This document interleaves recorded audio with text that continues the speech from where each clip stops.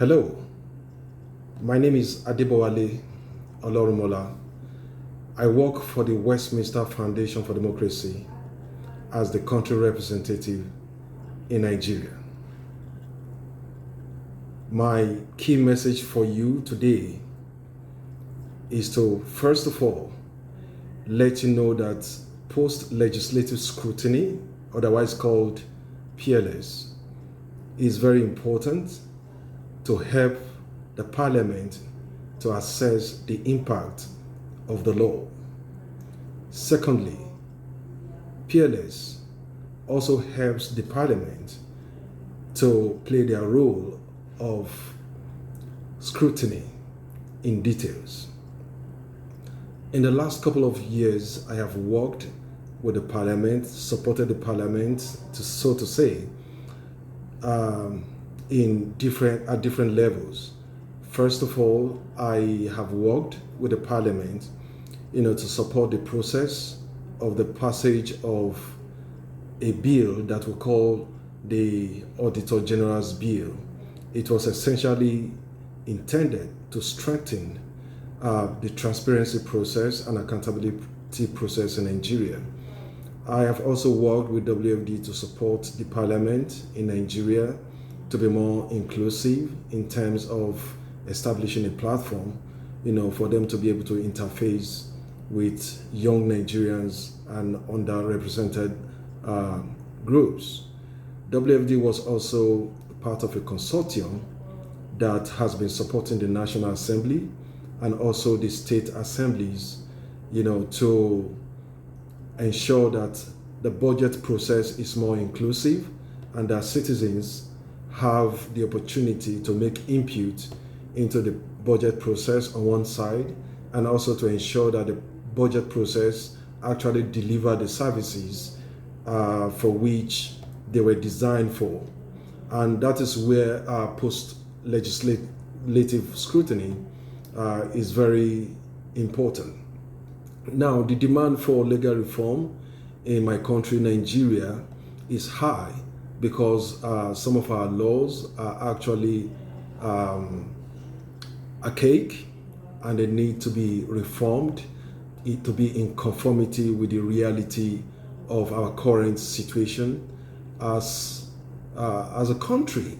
Now, at the moment, I'm aware that the National Assembly is conducting a review of a law that we call the VAP Act, which is the Violence Against Person Prohibition Act.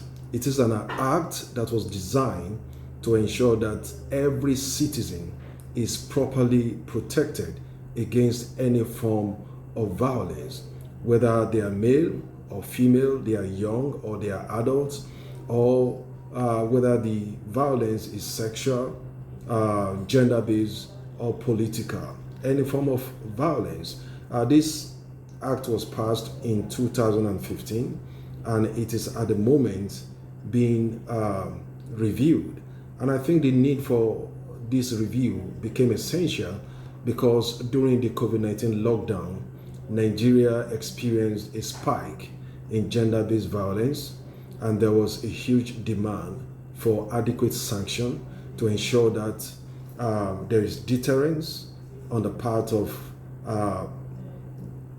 violators and also adequate protection on the part of the law-abiding citizens. Now, in terms of unintended consequences of laws, the one that readily comes to my mind is what we call the whistleblower policy. Now, the whistleblower policy was intended to support the process of anti-corruption and transparency in public offices. Unfortunately, we discovered over time that most whistleblowers are not, they feel unprotected, and some of them have had, to be violated, so to say. And therefore, the reality of the fact that there should be a law to protect whistleblower is what the country at the moment is working on. Now, the first encounter with PLS in Nigeria was when WFD supported the Conference of Presiding Officers of Nigerian Parliament, COPON, to host their national conference, and there they were introduced to PLS, and I think it was well appreciated.